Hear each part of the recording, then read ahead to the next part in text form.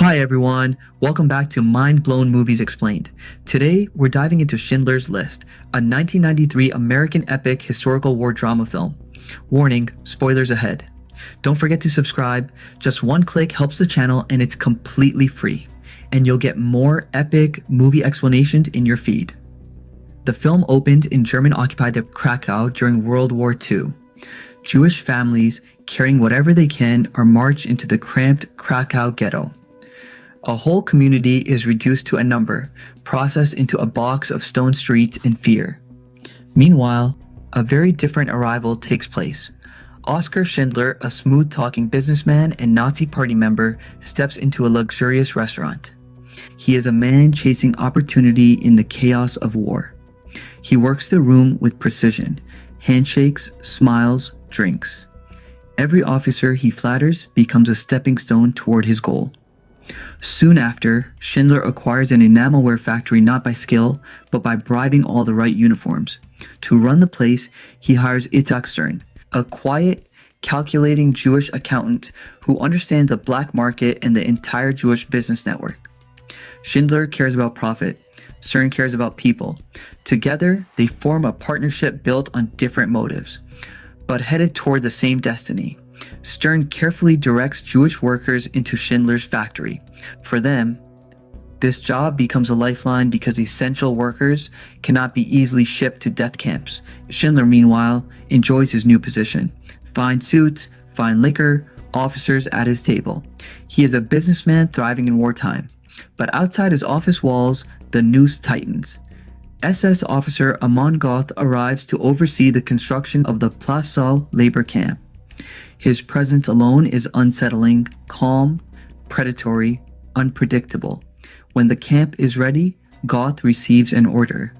Liquidate the Kraków Ghetto. What follows becomes one of the most harrowing sequences in film history. SS soldiers storm buildings. Families are dragged out. Gunshots echo through narrow alleys as thousands are murdered on sight.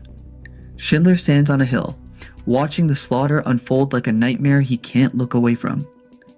Then he sees her, a small girl in a red coat, wandering alone through the chaos. She hides while soldiers tear down the ghetto around her. The world is black and white, except for her red coat, a symbol of innocence swallowed by hatred. Later, Schindler sees her again. This time, she's motionless on a cart full of corpses. The moment shatters him. Schindler stays close to Göth, keeping the SS officer drunk on gifts, flattery, and bribes. It's the only way to protect his workers. But in Göth's camp, fear is constant. From his villa balcony, Göth casually shoots prisoners for sport.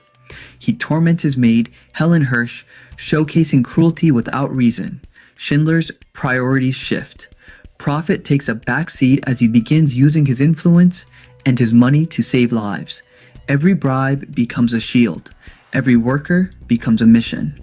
Schindler convinces Göth to allow a small sub-camp to be built inside his factory. It costs him heavily, but it removes his workers from Göth's daily brutality. Hope starts to grow. Quietly, carefully. As the war turns against Germany, the Nazis attempt to erase evidence of their crimes. Before we dive deeper, make sure to hit that subscribe button so you never miss our movie breakdown. Subscription is completely free but means the world to us. Göth receives new orders. Close Plaszow. Ship all Jews to Auschwitz. Auschwitz a destination with no return. Schindler acts immediately. He proposes relocating his entire workforce to a new munitions factory in Brunlitz, near his hometown.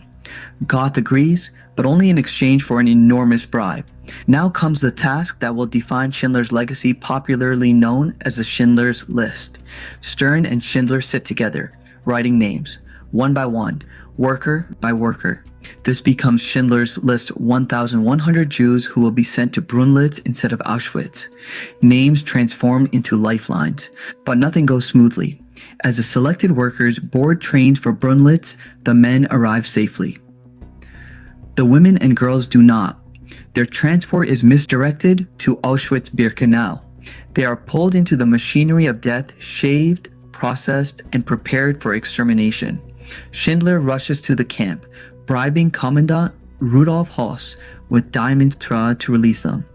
Their escape from the gas chambers becomes one of the film's most agonizing moments. At the new factory, Schindler sets strict rules.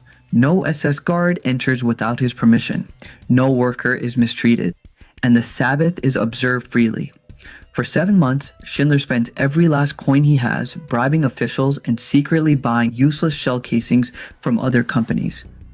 His factory produces no working ammunition, a silent rebellion against the Nazi war machine. By 1945, he is broke, and the war is ending. Germany surrender. The SS guards at the factory receive orders to kill every Jewish worker to erase witnesses. Schindler gathers them inside. He tells them to go home to return to their families and remember they have a choice beyond the orders they're given. Astonishingly, the guards leave without firing a shot. As a Nazi Party member and war profiteer, Schindler must flee before the Soviets arrive. If he stays, he will be imprisoned or worse. The Jewish workers gather to thank him. Stern presents him with a letter, signed by all of them, testifying that he saved lives.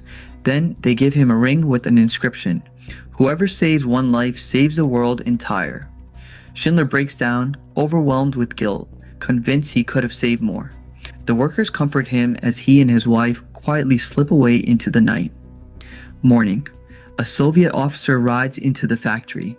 "You have been liberated," he announces. He warns them not to go east. They hate you there. And the surviving Schindler Juden walk into an uncertain future, free but forever changed. Post-war history plays out in quiet text. Amon Göth is executed for crimes against humanity. Oskar and Emily Schindler are recognized as righteous among the nations. A tree is planted in his honor in Israel. Finally, the film transitions to real footage. The surviving Schindler Juden, along with the actors who portrayed them, visit Schindler's grave, placing stones upon it, a symbol of eternal memory. Liam Neeson, representing the man he portrayed, lays 2 roses. The story ends not with the tragedy of the Holocaust, but with the legacy of one man who chose to stand against it. This is considered to be one of the best movies ever made. Would you sacrifice your wealth and go broke to save an entire race? Or did Schindler do that just to clear his conscience? Let us know your stake in the comment section. And thanks for watching. If you enjoyed this breakdown, subscribe for more thriller, action, and mind-twisting movie explanations every single day. See you in the next one.